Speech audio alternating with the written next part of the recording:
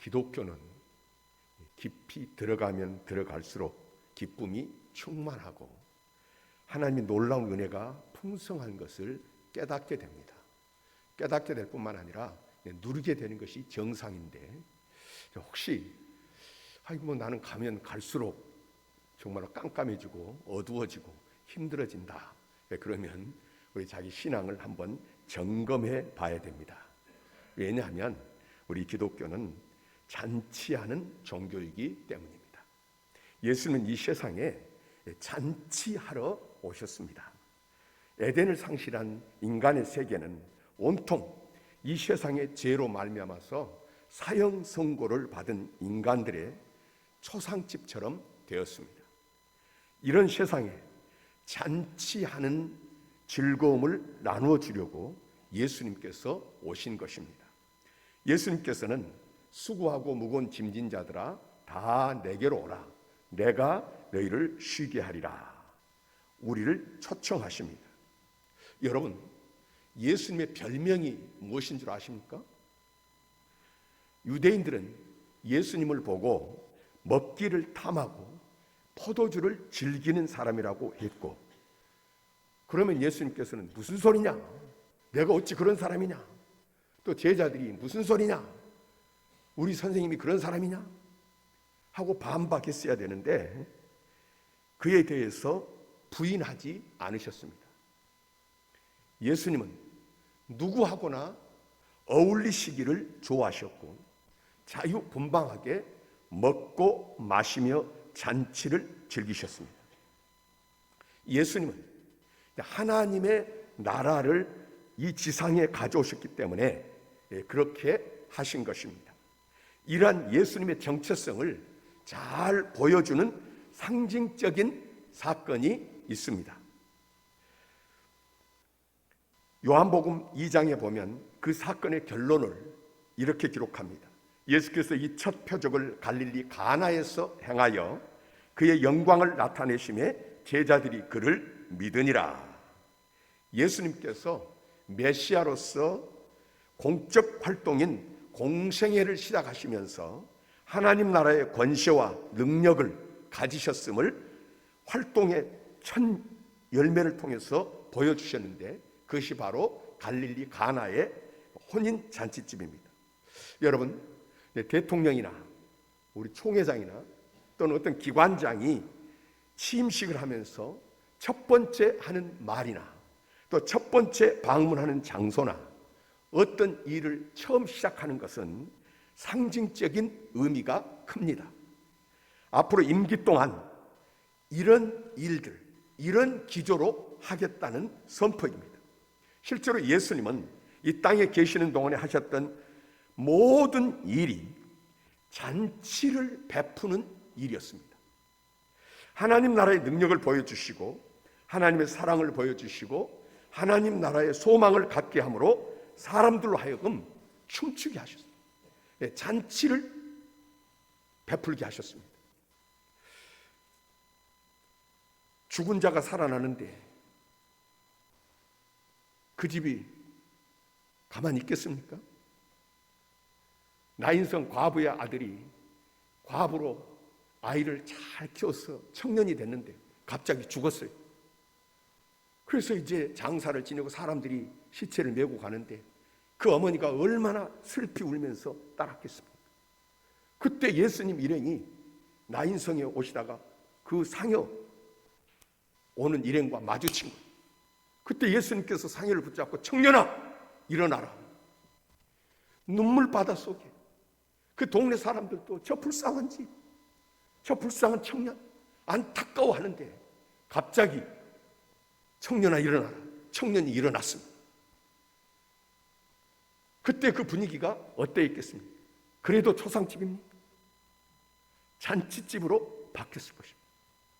38년 된 병자, 18년 된 병자, 12년 된 병자, 나면서부터 소경된 사람들에게 버림받을 수밖에 없는 그런 나병 환자, 귀신에 매여서 고통받는 사람들, 치료받고 고침받고 눈을 뜨고 자유함을 얻었는데 잔치 안 하겠습니까? 죄인 취급받으면서 다 손가락질하고 너하고는 안 놀아. 상종도 안 해. 외롭고 너무 힘든데 그 사람에게 다가가서 친구가 되어주시고 함께 먹여주시는데 잔치 안 합니까? 예수님이 계시는 곳, 예수님이 가시는 곳의 결론은 무엇입니까? 놀라며 기뻐하며 믿으며 하나님께 영광을 돌리더라. 잔치집이 되는 것입니다. 예수님 지금도 우리를 잔치집으로 초대하셨고 지금 우리가 잔치하는 이곳에 주님이 함께 하십니다. 죄송하지만 잔치하는 집에 왔는데 먹을 것이 없어 보이는지 다 인상이 별로, 기쁨의 인상이 별로 없는 것 같고 또 언제 빨리 안 주나 하고 지금 눈을 감고 있는 것 같고, 그래도 여러분 지금 이 자리는 우리 주님은 잔치를 베푸시고 우리를 부르신 것입니다. 함께 하십니다. 사실 인간이 초대받는 일 가운데 최대의 초대는 한 상에서 같이 먹는 초대입니다. 성경 사무엘서를 보면은요, 다윗과 다윗을 죽이려고 쫓아다니는 사울 왕과 또 다윗의 생명의 은인이요 친구인 사울의 아들 요나단의 이야기가 있습니다. 아버지는 원수인데 아들은 친구고 은인입니다. 시간이 흘러서 사울도 죽고 사울의 아들 요나단도 죽었습니다. 다윗이 새롭게 왕이 되었습니다. 새롭게 왕이 된 입장에서 그 왕의 전에 왕이었던 그 후손들이 살아있다고 하는 것은 불안 요인입니다. 그런데 전쟁 중에 그 유모가 어린 아이를 품에 안고 도망을 가다가 어린 아이를 떨어뜨렸어요. 그리고 다리가 고장이 났는데 절개된 사울의 손자 요나단의 아들인 무비보셋이 살아 있었습니다. 원수의 손자고 친구의 아들이고 새로운 왕국의 근심덩어리입니다. 다윗이 그를 어떻게 대합니까? 다윗이 정말 지혜로운 사람이고 믿음의 사람이다 하는 것을 알 수 있는 대목인데요, 여기서 다윗은 무비보셋을 찾아내가지고 할아버지 사울 왕의 재산을 다 다시 돌려줍니다. 그리고 무비보셋에게 은혜를 베풉니다. 무비보셋이 할아버지 사울의 재산을 돌려준다고 했을 때는 뭐 큰 감격도 없고 무슨 다른 특별한 반응이 없는데, 다윗이 한 한마디에 엎드려서 감격을 합니다. 개 같은 나에게 이 큰 은혜를 베푸십니까? 어떻게 이런 큰 은혜를 베풀어 주십니까? 너무 감격해 하는 것입니다. 그럼 다윗이 베푼 은혜가 무엇입니까? 너는 항상 내 상에서 먹을지니라. 상에서 먹는다는 것은 가까이 여긴다는 것입니다. 가족으로 대접해 준다는 것입니다. 믿어주고 사랑한다는 표시입니다. 이렇게 한 상에 함께 먹는 초대는 최고의 대접이요 최고의 인정입니다.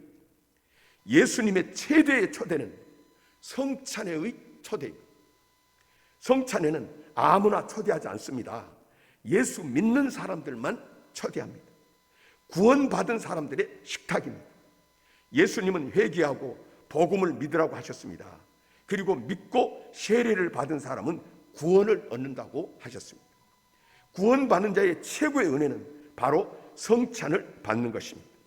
예수님은 성찬을 준비하고 함께 먹는 식구를 만들어서 우리 이 모든 그리스도인들을 한 밥상 공동체로 성별하셨습니다. 그래서 예수 그리스도의 최후의 만찬은 믿는 자에게 주시는 최대의 은총이요 최대의 영광을 계시한 것입니다. 예수님은 친히 떡을 가지사 축복하시고 받아서 먹으라, 이것은 내 몸이다. 또 잔을 가지시고 마시라, 이것은 죄 사함을 얻게 하려고 많은 사람을 위하여 흘리는 나의 피 언약의 피다 말씀하셨습니다. 예수님은 친히 우리에게 뭐 피를 마시라, 살을 먹으라, 좀 끔찍하죠? 그런데 실제로 살을 먹고 피를 마시라 이게 아니고요, 우리의 양식이 되어 주셨다는 것입니다. 영원한 생명을 얻는 데 예수님은 양식이 되어 주시고 밥이 되어 주시고, 그리고 이 식탁에 우리를 초청해 주신 것입니다. 인간은 사실 먹어야 살고 또 인간은 밥으로 살게 되어 있습니다. 그러나 많은 사람들이 밥을 먹고 산다 하고 말하지만은 결국은 그 밥을 먹고 죽었습니다. 어떤 사람도 내가 이 밥을 먹고 살아야지 하지만은 산 사람은 하나도 없고 결국은 그 밥을 먹고 다 죽었을 뿐입니다. 그러나 예수님 친히 말씀하십니다. 나는 하늘로서 내려온 산 떡이니 사람이 이 떡을 먹으면 영생하리라. 여기서 먹는다고 하는 말은 믿는다는 말과 같은 뜻입니다. 먹는 것과 믿는 것은 생명을 얻는 구원의 행위인 것입니다. 먹는 것은 단순하고 개인적인 행위입니다. 이 세상의 모든 일은 다른 사람이 대신할 수가 있습니다. 그러나 먹는 것은 아무도 대신할 수가 없습니다. 생명과 직결되는 것이기 때문에 자기가 먹어야 합니다. 다른 사람이 대신 먹음으로 나를 살릴 수가 없습니다. 이것이 곧 인간이 구원받는 믿음의 행위인 것입니다. 믿음은 다른 사람이 대신해 줄 수 없습니다. 구원은 믿는 사람이 받는 것입니다. 음식은 내가 먹음으로 내 것이 됩니다. 음식은 소유할 수 있는 것이 아니고 오직 먹음으로써 자기 것이 되는 것입니다. 그래서 밥은 먹는 자가 임자다. 그래서 먹어서 내 속에 들어가서 소화된 만큼 나의 것이 되는 것입니다. 먹는 사람이 임자입니다. 제가 전에 다니던 교회에서 5월 달에 교사들 야유회를 가는데 어디 산에를 등산을 전부 이제 갔습니다. 거기 가다가 산에 올라가다가 어디서 그랬는지 저는 뭐 그때 안 가서 모르겠는데 제가 뭐 여러 사람 이야기 들었습니다. 올라가다가 산에서 어떤 분이 산삼을 발견한 거예요. 어떤 선생님이. 그래갖고 산삼을 캤습니다. 얼마나 놀랐습니까? 그래서 여러 사람이 이게 산삼이다. 아, 그렇게 생겼느냐? 어떻게 그걸 캤느냐 하고 다 구경하고 이제 조심스럽게 산삼을 다 보고 있는데 어떤 분이, 어떤 선생님이 후적후적 올라오더니 어디 산삼? 그러더니 딱 보더니 자기 입에다 싹 넣어버린 거예요. 먹어버린 거예요. 먹은 사람이 임자다.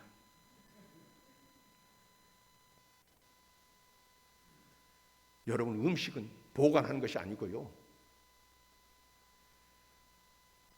소유하는 것이 아닙니다. 우리는 그리스도를 미워하지 말고요, 그리스도를 소유하지 말고요, 그리스도를 밥으로 먹고 생명의 양식으로 삼아 그리스도가 내 안에 들어와야 하는 것입니다. 이것이 주님께서 우리에게 성육신하여 오신 목적입니다. 예수님이 나신 곳 베들레헴 떡집 아닙니까? 그리고 예수님 구유에 짐승의 밥으로 거기에 누우셨습니다.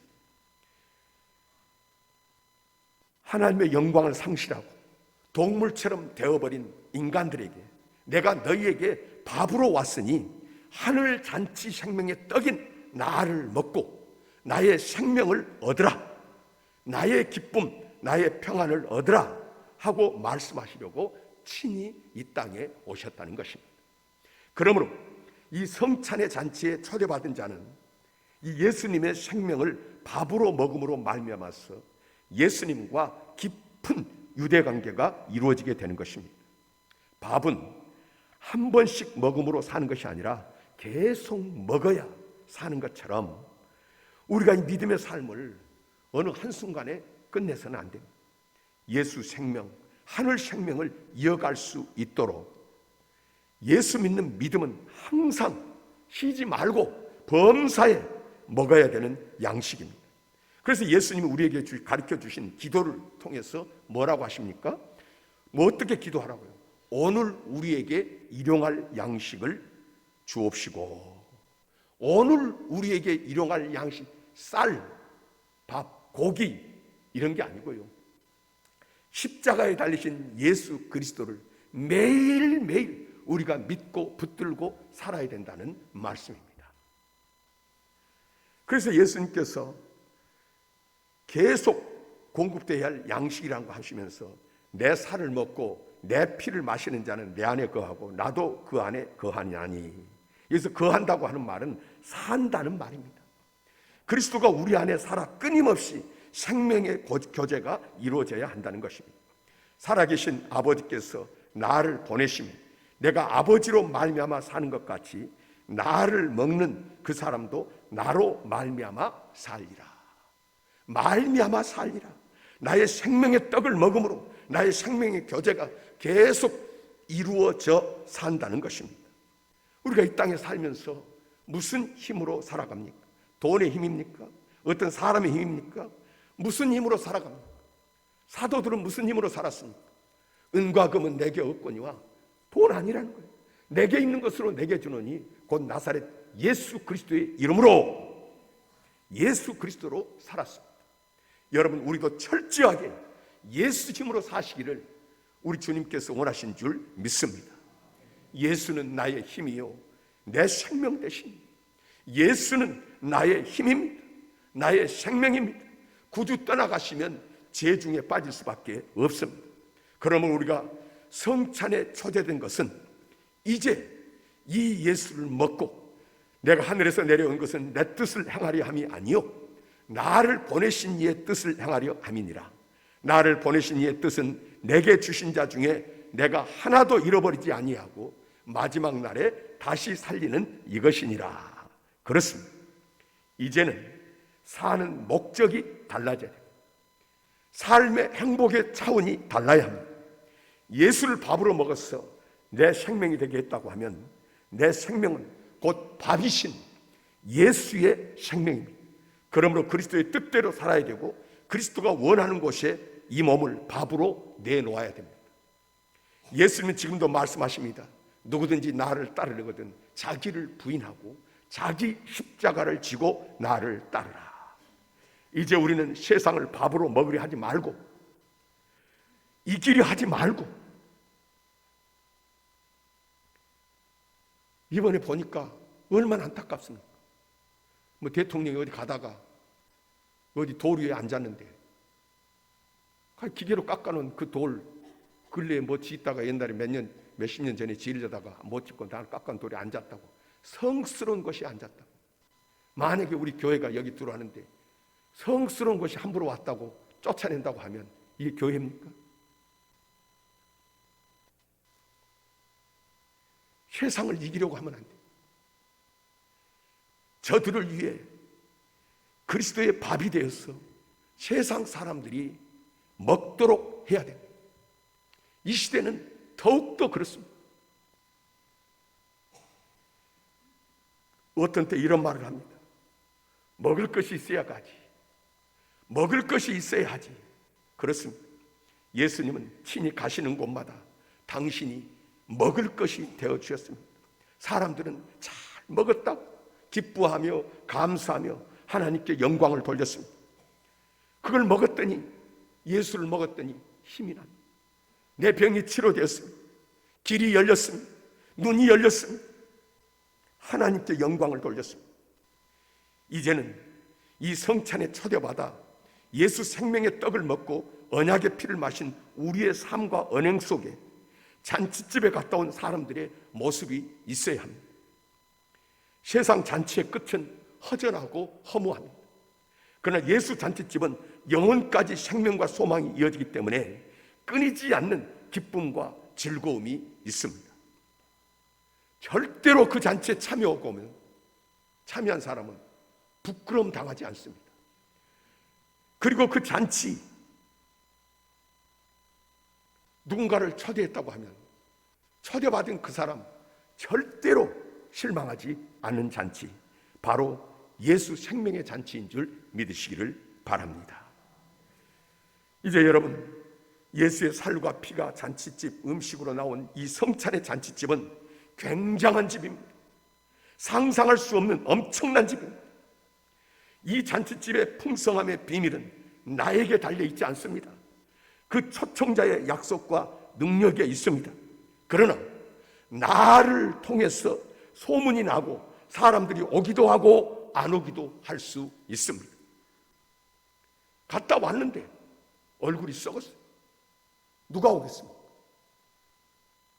갔다 왔는데 힘이 하나도 없이 기쁨이 하나도 없는데 그러면서 그 잔치집에 오시오. 가보시오. 누가 가겠습니까? 그분께서 사방으로 우리를 보내시면서 이 잔치집으로 사람들을 초청해 오라고 하십니다. 그런데 우리 얼굴이 지금 어떤 표정입니까? 성찬은 감사의 떡입니다. 성찬은 감사의 잔입니다. 다시 말하면 예수님은 자기 몸을 하나의 제물로 십자가의 밥으로 내놓으면서 나누어 줌으로써 하늘을 우러러 잔치로 장식했던 것입니다. 이제 우리는 이 귀한 성찬을 받고 기억해야 할 것이 있습니다. 이 떡을 먹었기에 살맛이 나야 합니다. 이 잔을 마셨기에 영원한 생명의 기쁨이 있어야 됩니다. 분명히 주님께서는 역사하셔서 먹기만 하면, 믿기만 하면 주님께서는 그렇게 이루어 주실 줄 믿습니다. 오늘 종교적으로 지나가는 행사가 아니고요, 실제적인 주님의 명령을 따라서 주님과 함께 진행하는 이 성찬의 잔치에 주님이 나를 부르셨음을 알고 부르심에 합당하게 믿음으로 주 앞에 응답하면 주님께서는 분명히 오늘 이 떡을 먹을 때 우리 속에 들어가서 살이 되고 피가 되는 것이 아니라 생명의 살이 되고, 여러분 생명의 피가 되어서 영원한 생명이 이미 주어지는 것이고, 그리고 이 세상을 이기는 능력의 힘이 우리 속에 있게 되는 줄 믿습니다. 이 성찬을 통해서 큰 기쁨을 누리고 잔치의 축복을 누리는 여러분 되시기를 주의 이름으로 축원합니다.